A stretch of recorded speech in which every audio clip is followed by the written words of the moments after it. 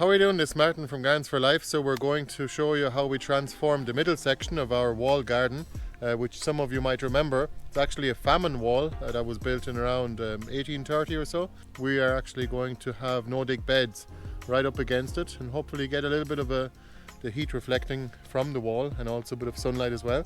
So we started with bare ground, just grass and briars and nettles and thistles. So then we removed most of those and we put on some cardboard and dumped a load of compost here, and we spread it with the front loader of a tractor. Now once you have the compost pile actually put down where you want it, you can only move it so much, so you're better off to dump it elsewhere if you're going to use a front loader of a tractor. But for moving it by hand, it's definitely easier to just dump it where you're going to use it anyway. You learn those things with experience and time and a lot of effort. With the help of our volunteers yesterday, we transformed this area into no-dig garden beds, or actually a market garden style beds. Thanks very much to our volunteers that showed up yesterday to help us with this project and actually getting it finished finally, now that we got around to it. And hopefully you've all learned something, and hopefully you're able to make your own no-dig garden beds at home.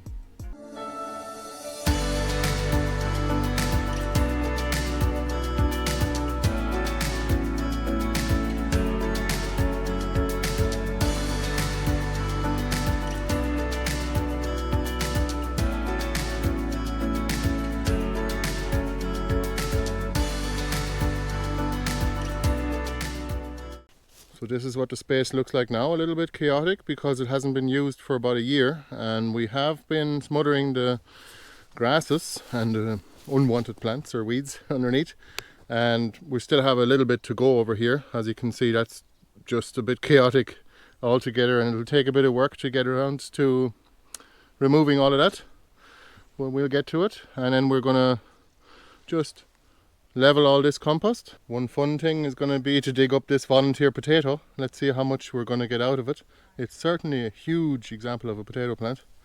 Probably about 2 meters in diameter, I'd say. This is a wheelbarrow here, in comparison. Isn't it huge? How many kilos of potato are we going to get from this one volunteer potato? Maybe, my best guess is probably going to be 3 kilos. So we're here at the workshop now, and we just dug up this volunteer potato. Some of you might remember it. It looks a bit like a donut from space, and look how many potatoes came out of that one potato plant. Isn't that crazy? There must be, and I honestly thought 3 kilos, but it looks more like 20 kilos, maybe 2 buckets worth. Amazing harvest. Here's 2 thumbs up. So we've covered all of this in compost now. We've actually put a double layer of cardboard along the wall here. Hopefully the ivy won't take over, as it always does. But we'll have to just deal with it bit by bit as we go, as it comes through again. And we'll just put some more cardboard over here. And this is actually where most of the weeds were originally, or the briars. Well, actually they were all the way along the wall. But we have some cardboard left here, and we'll do the edge then.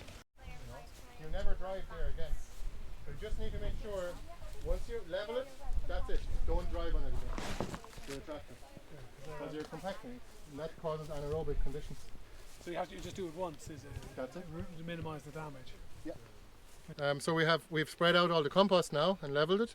We're going to just fork it through for just one time, for the first time, and we're going to use these soil amendments. So this is seaweed dust, and we just use one bag for an area about maybe 100 square meters, and you need to be very carefully spreading this because it'll go flying it, and we don't want to lose too much of it. We just put a little bit here and there like that. Look, just very slowly. Like this? Yeah. And that's it. And then we're going to fork it in a minute, just like that. Or we probably use forks instead of a shovel for that. This is volcanic rock dust, and it's 20 kilos as well. But as you can see, the volume is much smaller. But we'll take some of it and carefully spread it too. We'll try and spread it like this, just very slowly, because it's kind of windy today. You're better off to spread the dust on a day when it's not windy at all. We'll just cover the whole garden with seaweed dust and rock dust, or volcanic rock dust, and then we'll just fork it in. It'll just add some of the minerals to the ground anyway, especially the ones that are not in the compost. So we've already planted up some of the beds, as you can see. We have probably about an extra 11 beds here, plus 2 more just at the edge here. And we've actually planted some berry bushes just to grow them on a little bit. And we'll take those out in the winter. And some artichokes, which will remain here permanently. And some salmon berries and oriental poppies. And some rhubarb, Glaston's perpetual of course.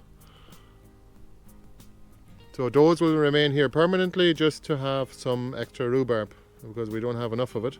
And we have a few extra beds here that are spare. This double bed here, we haven't actually removed all the compost yet. There is a bit too much compost here, so we're going to use that for potting up plants, because we're out of old compost at the moment. So we'll turn that into 2 more beds. So we have 2 beds here. We have some elephant garlic here, and we're going to plant it.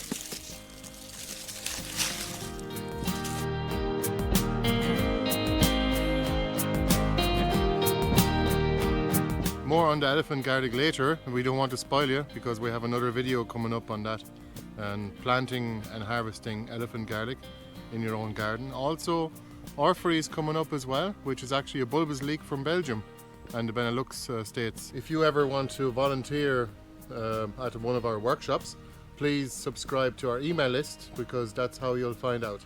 It's just gardenforlife.ie/subscribe. Thanks a million for watching the video. Please give us a thumbs up, it would help us out a lot. We'd appreciate it very much. And we'll see you the next time. All the best. Bye bye. So these are actually the orphery. There'll be a video about them shortly.